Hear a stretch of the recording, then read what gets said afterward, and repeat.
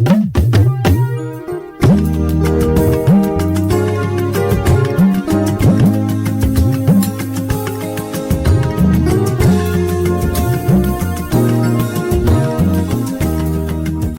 nom du Père et du Fils et du Saint-Esprit, je ne vais pas recommencer toutes les salutations que le curé a formulées au début. Je les réitère dans mon cœur. C'est une messe d'action de grâce. 25 ans de création de cette maison qui sauve, qui a déjà sauvé, qui sauve, qui sauvera encore d'autres enfants.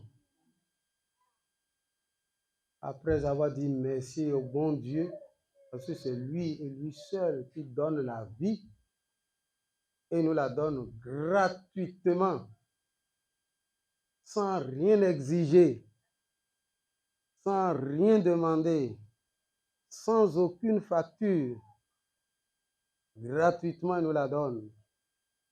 Après l'avoir remercié, pour remercier les mamans. Les mamans de tout le monde. Pendant 9 mois, nous sommes restés dans le ventre d'une maman. Nos premiers contacts, c'est avec la maman. Et remercier spécialement les mamans qui sont parties en nous laissant ces enfants. Elles n'ont pas voulu partir. Et ces enfants n'ont pas voulu vivre sans enfants. Et sans ces mamans, ah, je vois que vous suivez, c'est bien. Ça me rassure. Et quand ce sont les papas qui s'en vont, les mamans gardent les bébés. Mais quand c'est les mamans qui s'en vont, c'est difficile pour le papa de garder le bébé. C'est vrai ou c'est faux? Alors, après avoir remercié les mamans qui sont parties en nous laissant ces enfants, nous voulons remercier aussi les sœurs qui remplacent les mamans. Nous voulons saluer le dévouement des sœurs, l'amour des sœurs, les sacrifices des sœurs pour ces enfants et ces sœurs qui représentent l'Église maternelle. L'Église est mère et enseignante. Autrefois, en latin, on disait mater et magistra. Elle enseigne ce que nous devons pratiquer pour vivre dans la sainteté véritable. Elle est aussi maternelle, elle est mère. C'est-à-dire que nous sommes ses enfants et elle nous protège comme une maman protégerait son enfant. Nous bénissons le Seigneur, nous bénissons le Seigneur. Et aujourd'hui, l'évangile d'aujourd'hui nous parle de 2 mamans.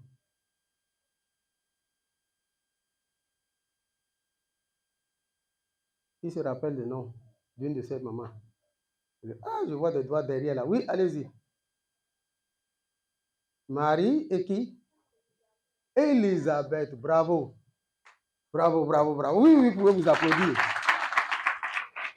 Et je profite pour saluer les médias, les responsables, n'est-ce pas, des médias, pour prendre les meilleures vues possibles de ces enfants et les présenter au monde entier. Ce sont des trésors de l'Église. Parce que très souvent, les médias aiment prendre, n'est-ce pas, les images les plus vilaines et présenter nos misères. Non, non, il faut prendre les meilleures images. L'Église présente ce qu'il y a de plus beau. Voilà. Alors, l'Église nous présente aujourd'hui 2 mamans.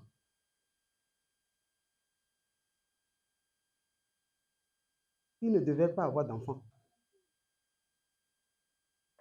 Élisabeth était une femme stérile. Son mari, Zacharie, était vieux. Elle était stérile. Et il s'était mis dans la tête qu'ils n'auront plus jamais d'enfants. Ne pas connaître la puissance de Dieu. Et Dieu intervient. Et ils ont un enfant. Et cet enfant-là, comment il s'est appelé? L'enfant d'Élisabeth. Ne vous trompez pas. Hein? Oui, derrière là-bas. Jean-Baptiste, bravo. Ah, on voit que vous êtes vraiment bien formé, bien catéchisé. Et Marie, qui ne vivait pas dans le même endroit qu'Élisabeth, Marie ne savait pas que sa cousine Élisabeth était enceinte. C'est l'ange qui le lui a dit. Quand l'ange est venu de la part de Dieu, lui demander la main pour qu'elle accepte d'être la maman de Jésus le Sauveur, évidemment, c'était un peu compliqué pour la Vierge Marie.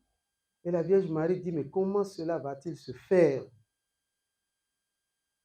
Et l'ange, pour la convaincre que rien n'est impossible à Dieu, l'ange lui révèle, ta cousine Élisabeth, tu la connais? Bien sûr que je la connais.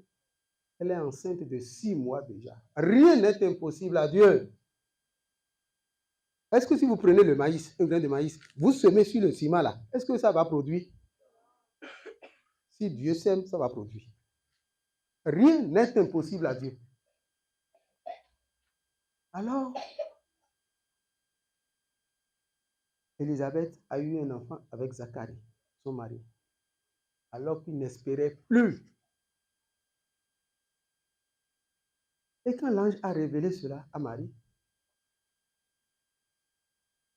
en toute hâte, c'est-à-dire les jours qui ont suivi, c'est peut-être même le lendemain, Marie dit, mais ma cousine est vieille déjà, elle est à 6 mois de grossesse, elle doit être fatiguée, il faut que j'aille l'aider. Elle, à qui l'ange venait de révéler qu'elle va concevoir du Fils du très haut, va concevoir le Fils du très haut, de Dieu. Ah, elle se met à hâte, elle court pour aller se mettre au service de sa cousine. C'est beau, non? C'est beau ou c'est pas beau? Et quand elle arrive, sa cousine Élisabeth dit, mais attention, quand j'ai entendu ta salutation, quand ta salutation est rentrée dans mes oreilles, l'enfant que je porte, donc elle confirme qu'elle porte un enfant. L'enfant que je porte a bougé de joie dans mon ventre. Ça veut dire qu'il faut prendre au sérieux les enfants qui sont encore dans le sein de la maman. Parce que quand la maman est en joie, l'enfant est en joie. Quand la maman est dans la tristesse, l'enfant est dans la tristesse.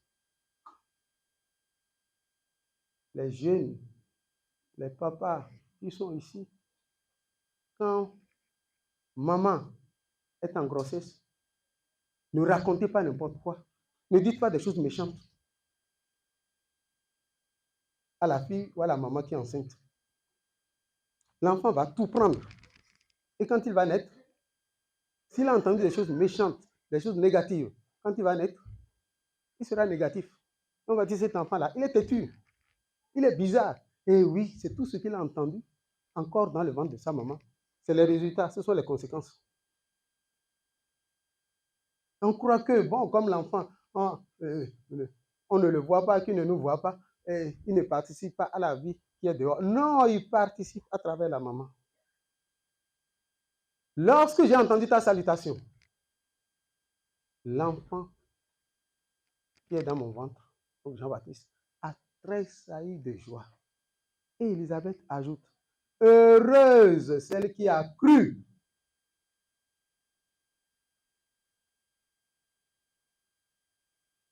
Heureuse celle qui a cru. Alors que Élisabeth l'avait déjà appelé, d'où me vient-il cet honneur que la mère de mon Seigneur vienne jusqu'à moi? L'Esprit Saint a inspiré Élisabeth que Marie est en grossesse. Marie peut-être ne le savait pas, puisque quand l'ange a parlé comme ça, en toute hâte, elle est partie aider sa cousine. C'est Élisabeth qui révèle, tu es maman de mon Seigneur. Mystère. Voilà 2 femmes qui sont enceintes. L'une grâce à son mari et l'Esprit Saint, l'autre directement par Dieu, l'opération du Saint-Esprit. Alors, ces deux mamans, quel message nous laissent-elles avec les deux enfants? Rien n'est impossible à Dieu. Et que nous devons croire que rien n'est impossible à Dieu. Une chose est de savoir que rien n'est impossible à Dieu. Autre chose est de croire que rien n'est impossible à Dieu. Mon message de ce matin va peut-être vous déranger, vous troubler. Si nous croyons, si vraiment nous croyons que rien n'est impossible à Dieu, cet orphelinat doit disparaître. Vous êtes choqués? Vous êtes choqués?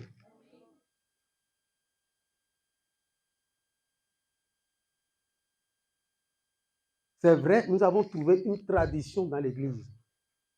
Mais nous pouvons changer cette tradition et faire quelque chose de mieux. Si nous croyons en la puissance de Dieu, si nous croyons à son amour, si nous croyons que chacune de nos maisons peut se transformer en orphelinat, nous n'aurons pas besoin d'une structure pour être orphelinat. Là où il y a papa et maman, un enfant à côté a besoin de leur soutien parce que la maman est partie au ciel. Au lieu de l'amener dans une structure comme l'orphelinat, la famille chrétienne devrait dire, nous allons nous en occuper. Ce n'est pas plus beau? Mais nous ne croyons pas. En chacun de nous, en chacun de ces enfants, depuis le sein maternel, Dieu a mis un potentiel de vertu, de force, mais que nous ne déployons pas quand nous naissons. Nous préférons souvent, n'est-ce pas, faire du surplace, ce qu'on a toujours vu, ce qu'on a toujours fait. Alors on fait du surplace, ça tourne, ça tourne, ça tourne, mais ça n'avance pas. Il faudrait que nous commencions à croire aux vertus que Dieu a mises en nous, aux forces que Dieu a mises en nous. Avant que l'Église ne vienne chez nous, avant que les orphelinats ne se construisent, quand une maman mourait, où allait le bébé? Il n'y avait pas de structure.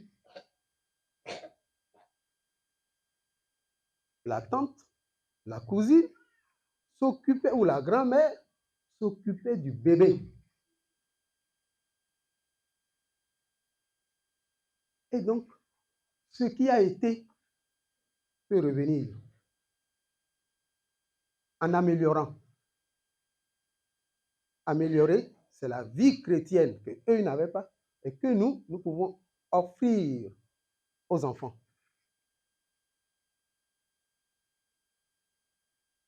Je parle d'exemple. Moi-même, dans ma maison, j'ai accueilli quelques enfants et nous avons cheminé ensemble. Et c'est possible. À dire, plus vous avez peur d'accueillir l'enfant de l'autre, moins vous avancez.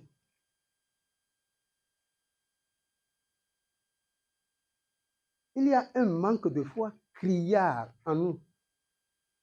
Et c'est ça qui fait qu'on ne bombarde pas certaines traditions.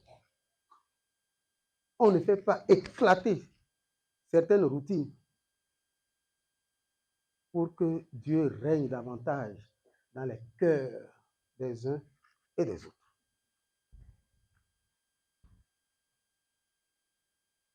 Là où on croit qu'il n'y a plus rien à obtenir, Rien à avoir. Dieu est capable de faire germer des arbres dans un désert. Au désert, il n'y a rien. Rien, sinon le désert, sinon le sable. Rien. Mais Dieu nous dit qu'il est capable de faire germer des arbres fruitiers dans le désert. Alors, en remerciant le bon Dieu qui nous a donné gratuitement la vie et qui voudrait que les misères n'existent pas. Parce que ce n'est pas Dieu qui a créé la misère. S'il nous a créé, c'est pour être heureux. Déjà ici-bas sur terre. Mais comme souvent nous ne croyons pas en nous-mêmes, Dieu ne peut pas venir faire sur terre ce que l'homme doit faire. Le pape François, dans sa bulle d'indiction, l'année sainte qui commence bientôt en décembre, là, 24 décembre, va ouvrir la porte sainte. Ça va durer 1 an. Il parle beaucoup d'espérance.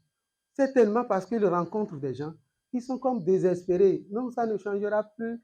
C'est fini, c'est toujours comme ça. C'est la misère. Bon, nous aussi, parfois, ça nous arrive. Hein. Eh oui, bon, on m'a lancé un tchakatou. C'est l'œil de ma belle-mère. C'est mon grand-père qui, en mourant, a dit ceci. C'est mon oncle, c'est ma cousine. C'est la sorcière du village. Quand on se met tout ça dans la tête, on s'empoisonne, on creuse sa propre tombe et on s'enterre soi-même. Parce que quand on se met tout ça dans la tête, on n'avance plus. On se démolit, on se détruit. Or, Dieu ne nous a pas créés pour qu'on se détruise. Si Jésus nous a dit, parce que c'est les apôtres qui lui demandaient, Seigneur, augmente en nous la foi. Jésus, dans sa grande courtoisie, au lieu de leur dire, vous n'avez pas la foi, je ne peux pas augmenter. Au lieu de leur dire cela, il dit, mais la foi, si vous en aviez, ça veut dire, n'en ont pas. Si vous en aviez un tout petit peu, gros comme un grain de quinqueleba, de tomates, etc. Bon, de moutarde, nous on ne connaît pas. Cette graine-là, la graine de moutarde ici, la graine de léré, c'est gros. Alors moi, je prends la graine de tomate. Tout le monde connaît la tomate. Vous aimez la sauce de tomate, non? Oui, oui, ça, je sais ça. Dis, mais si votre foi était toute petite comme ça, là, ça veut dire que votre foi n'existe pas. Et ce sont les apôtres. Hein? Parce que très souvent, nous croyons que nous avons la foi, mais nous n'avons pas la foi. Quand nous remplissons les églises, c'est peut-être la dévotion, mais ce n'est pas forcément la foi. La foi, c'est de pouvoir suivre le Christ jusqu'au Golgotha. Et les apôtres l'ont abandonné. Et quand Jésus disait, si vous aviez la foi, il était sincère. Jésus était vrai qu'il n'avait pas la foi. Et Jésus dit, oui, si vous aviez un tout petit peu de foi, vous allez dire à la montagne que voici, au gros arbre que voici, déracine-toi, va te jeter à la mer de Cotonou là-bas. Enfin, il n'avait pas ajouté Cotonou. La montagne va vous obéir, le gros arbre va vous obéir. C'est-à-dire on va déplacer beaucoup de montagnes, beaucoup de difficultés, beaucoup de problèmes, beaucoup d'épreuves avec la foi. Très souvent, on n'a pas la foi. On est dans des dévotions, on récite 2000 Ave Maria. C'est pas que c'est mauvais, mais après, il faut agir selon l'amour de Dieu. Et c'est cet amour qui nous galvanise. C'est cet amour qui nous fait changer d'itinéraire. Jésus nous a dit, le ciel et la terre passeront, mes paroles ne passeront pas. Quand on me dit que toutes les religions se valent, je dis, hey, pas du tout. Jésus-Christ est vrai Dieu, vrai homme. Jésus-Christ est sauveur. Bouddha, Mahomet, Confucius, et qui d'autre encore, tous les fondateurs de religion, aucun n'a dit je suis le sauveur. Aucun. Seul Jésus-Christ a pu dire à ses apôtres et ses disciples, je m'en vais vous préparer une place dans le ciel. Aucun autre fondateur de religion n'a pu dire cela. Seul Jésus-Christ a pu dire, Je suis le chemin, la vérité, la vie. Aucun autre fondateur n'a pu dire cela. Ils ont peut-être montré le chemin pour aller vers Dieu. Ils ont peut-être montré comment vivre pour rejoindre Dieu. Ils ont peut-être été des sages pour donner des paroles de sagesse, de vérité, pour conduire vers Dieu. On a dit, je suis le chemin, la vérité, la vie. Nul ne va au Père sans passer par moi. Jésus-Christ, Jésus-Christ. Nul ne va au Père sans passer par moi. Et quand il a dit, le jour où il a dit, si vous ne mangez pas la chair du Fils de l'homme, si vous ne buvez pas son sang, vous n'aurez pas la vie en vous. Il ne parlait pas de cette vie physique, il parlait de la vie éternelle. Il dit, mon corps est vraie nourriture, ma chair est vraie boisson. Aucun autre fondateur de religion n'a pu dire ça. Et d'ailleurs, quand il a parlé comme ça, les disciples l'ont abandonné. Il ne restait que les apôtres. Et il dit aux apôtres, vous voulez partir vous aussi? Parce que c'est un mystère. On ne s'amuse pas avec ça. Vous voulez partir vous aussi? Si vous voulez partir, allez-y. Alors pourquoi je raconte tout cela? Pour dire que Jésus-Christ est vie. Et ce à quoi nous tenons le plus, c'est notre vie. Et c'est Dieu seul, comme je l'ai dit au départ, qui donne la vie. Voilà pourquoi je lance un appel. Les avorteurs professionnels, qu'ils arrêtent leur métier. Les avorteurs s'en prennent directement au bon Dieu, surtout quand ils encouragent les avortements.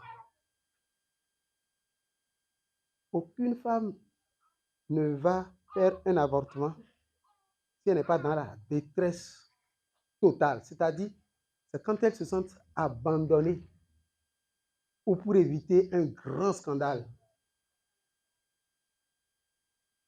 Mais je crois que c'est plutôt les hommes que nous sommes, nous les hommes, qui poussons le plus les femmes à faire des avortements. Donc, depuis le sein de la maman, la vie est précieuse. Quand on parle des droits de l'enfant, des droits de l'enfant, des droits de l'enfant, et après qu'on fait propagande pour les avortements, je dis, mais c'est un mensonge, une contradiction. Vous parlez des droits de l'enfant. Le premier droit de l'enfant, c'est la vie. S'il ne vit pas, comment il va faire pour mettre en pratique, pour réclamer les autres droits? Le premier droit de l'enfant, c'est la vie depuis le sein maternel. Alors, je voudrais terminer en remerciant tous les bienfaiteurs locaux et les bienfaiteurs qui viennent aussi de l'extérieur. Remercier une fois de plus ces enfants qui se laissent éduquer, former.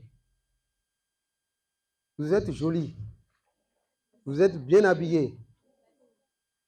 Et je profite pour féliciter en même temps ceux qui ont fait ce décor où nous célébrons en ce moment une petite basilique en plein air, bien décorée. Et tout est vraiment au point. Alors, recevez mes vives félicitations. Et parmi vous, chers enfants, après avoir reçu, n'est-ce pas, les bons conseils qu'on vous donne, que l'Église vous donne, à travers les pères, les sœurs, les catéchistes ou les personnes qui viennent vous aider, il faut songer à devenir aussi des prêtres, des consacrés, des religieuses.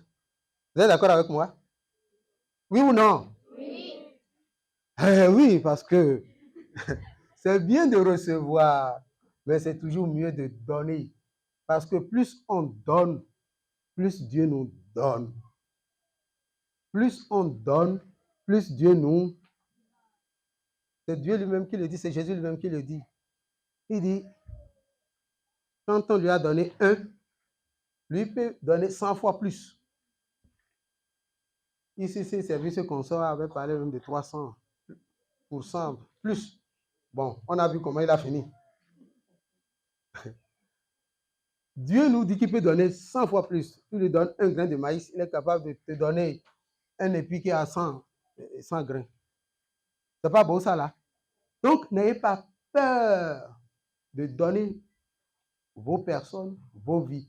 Déjà petites, vous pouvez faire la consécration de votre vie au Seigneur. La Vierge Marie, c'était ça. Et certains saints, certainement. Déjà encore petite, ils se donnent au Seigneur. Prends ma vie, Seigneur. Prends ma vie. Dieu ne peut pas faire quelque chose de désagréable avec votre vie. Alors que la Vierge Marie, Mère de Dieu et notre Mère, intercède pour nous, pour la plus grande gloire de Dieu et pour le bonheur de chacun et de tous. Amen.